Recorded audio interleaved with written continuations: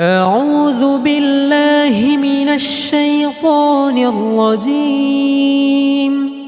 بسم الله الرحمن الرحيم.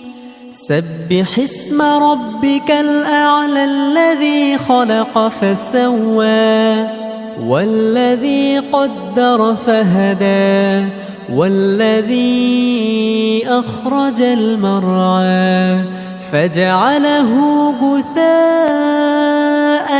أحوى سنقرئك فلا تنسى إلا ما شاء الله إنه يعلم الجهر وما يخفى ونيسرك لليسرى فذكر إن نفعت الذكرى سيذكر من يخشى ويتجنبها الأشقى الذي يصلى النار الكبرى ثم لا يموت فيها ولا يحيا قد أفلح من تزكى وذكر اسم ربه فصلى بل تؤثرون الحياة الدنيا